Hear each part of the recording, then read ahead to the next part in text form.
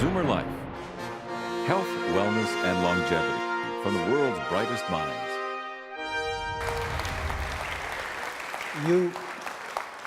You won't find our next speaker in your program book. I trust you all have program books. He's an old pal of all our conferences. He's another polymath doctor who's also a deep-sea diver, an explorer, and a student of human motivation and leadership. He is Dr. Joe Macinnis. Hey, Joe.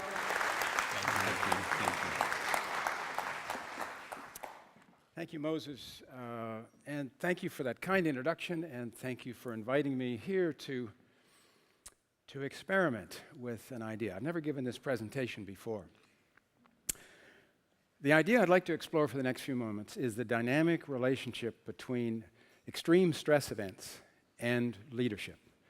Now, everyone in this audience has been through their share of extreme stress events. You lost your job, a good friend was hurt badly in a car accident, your best friend's marriage broke up. And as you were dealing with this stress, you looked around and you saw that your family and your friends were also struggling with how to deal with the fact that they were diminished, that they were heartsick. When we are confronted with an extreme stress event, we need two things. We need a resilient response, and we need to be able to inform, influence, encourage those who are around us. We need the wisdom of leadership. Now, leadership is nothing more, and you know this because you are all leaders. It is nothing more or less than the ability to inform, to influence, to persuade, to encourage other people to solve a community problem.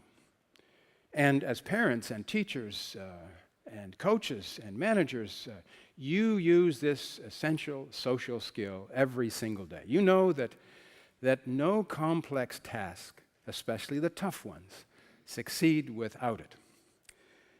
A few months ago, I found myself in a situation of extreme stress, and I found myself struggling with my leadership components. And I'd like to share that story with you. Early this year, I was on this ship in the Western Pacific working with James Cameron on his Deep Sea Challenge expedition. I was the team journalist and the team physician responsible for the health and safety of some 30 people who had come together to help Jim build and operate the sub.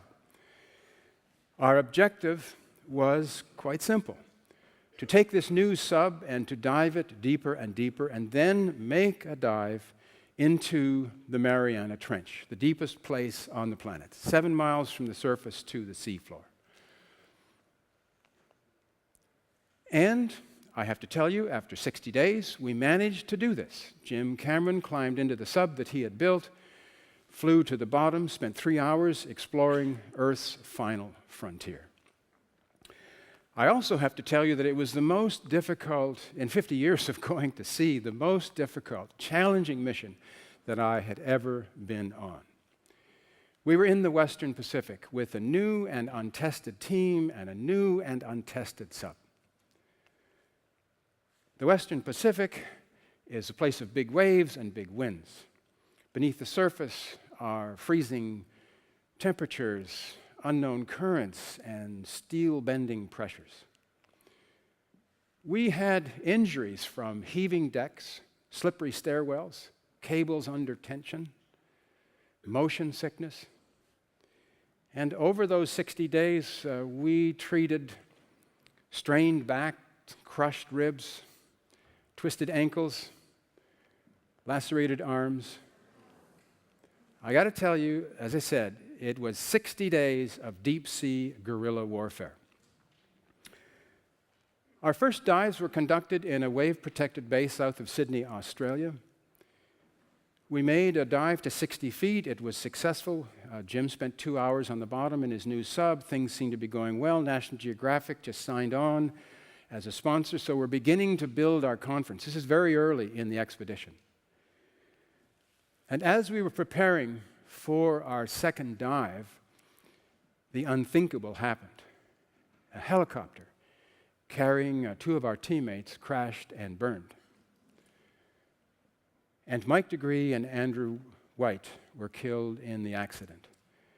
Mike was the leader of our undersea film team. Andrew was the head of our film production team. And we were shattered. The air was so filled with sadness that it was difficult to breathe. It was especially hard for Jim. This was Jim's expedition. And we were early on in the expedition. I saw a man that was so stricken by this, these were his best friends, that he could hardly talk. And I have to tell you that these were my good friends, Andrew and Mike. I had gone to sea with them for years. We had worked on big projects together. And I knew their families, their friends. So for all of us, this was an event like a blade in the heart. I looked around the ship and I saw my colleagues and teammates struggling with what had happened. And I decided that I needed to reach somehow into my leadership toolbox and come up with something. Now, fortunately, I've been going to sea for some 20 years, working with leaders in lethal environments, and I've studied the subject. I'm fascinated with it, how these people in high-risk environments, how they become leaders and how they maintain that. I've been mentored by good people, scientists who have taken me down to study the Titanic. I've also been mentored by people like Dr. Dave Williams, some of whom I'm sure in this audience know Dave. He and his colleagues built the International Space Station. And I've also been mentored by a trip that I took with the Canadian Forces to Afghanistan, leadership in lethal environments. And I, fortunately, have put this together in a book. This was before the expedition, so I had something to draw on. And these are the traits that I have discovered in leaders in lethal environments. There's 12 of them, and you can look down them quickly. The one I was interested in, I thought was most appropriate for this moment, was one I call high empathy communication, responding to the unspoken needs of colleagues and friends.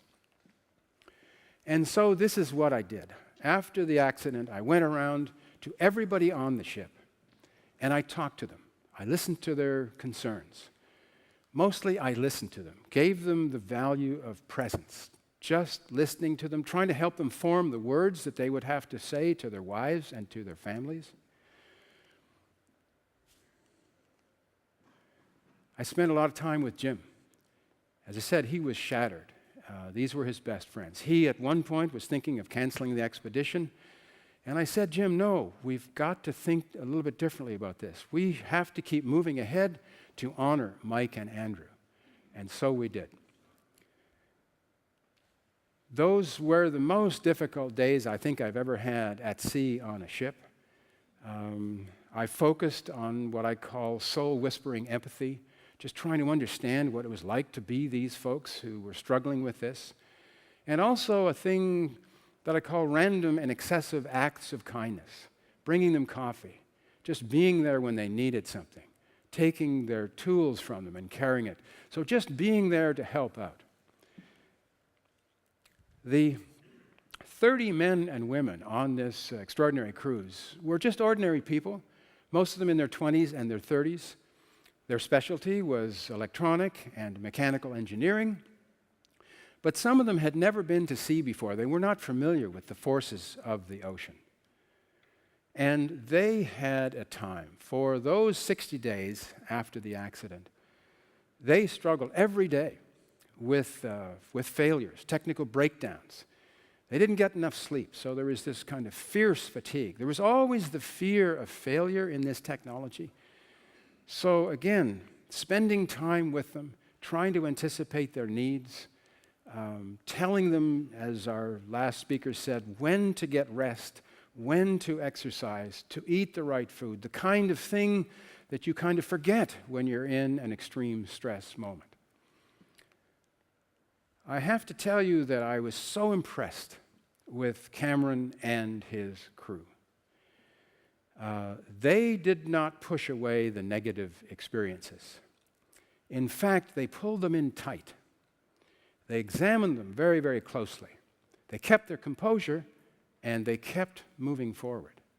They realized that today's high-stress event was a kind of exercise and practice for the one that surely would come tomorrow. In other words, they leveraged their stress into the wisdom of leadership. Everyone in this room is going to encounter more extreme stress events. And this is the list I showed you earlier of some of the leadership traits that I have come up with. You, I suggest, could come up with your own.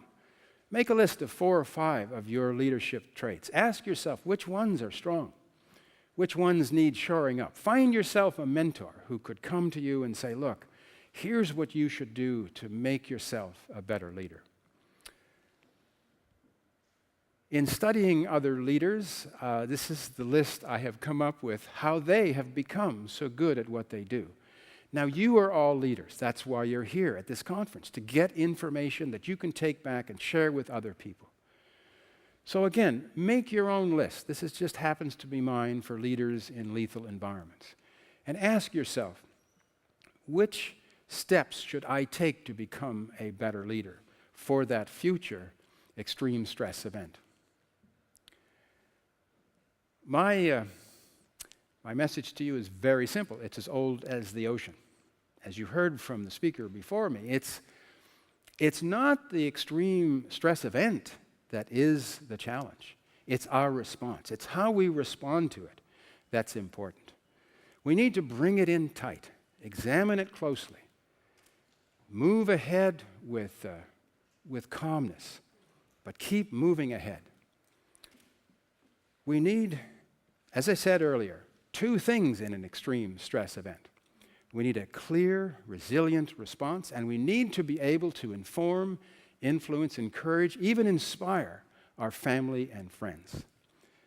The beauty of extreme stress events is that they enhance the wisdom of our leadership. It's been a pleasure speaking to you.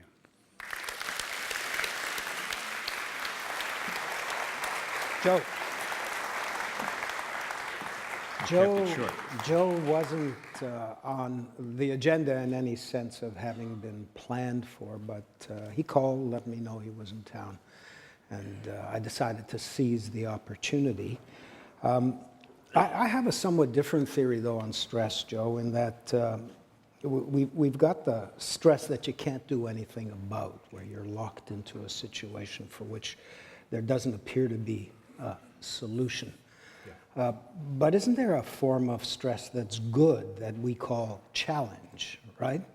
And in my life, the most stressed people I know are the ones who don't have good stress in their life. They don't have the challenge. They say to me, oh, life is passing me by, you know. Well, I don't have anything to put my strength against. No, that's a different kind of stress. And a friend of mine some years ago wrote a fabulous book called The Joy of Stress, Peter Hansen, I don't know.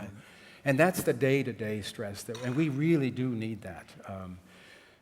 Isn't the body a muscle in every sense? It needs the resistance. We need it intellectually, we need it. It's just a question of controlling that stress. Not too many of us get over the top. And I overstress myself. I'm sure you do too, because alpha leaders tend to do that.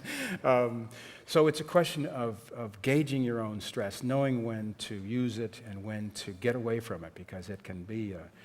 But extreme stress events, they're the ones that sometimes just shatter us. And that's an area I'm fascinated with. Joe, thanks for inviting me. Thank you for dropping by. Thank you.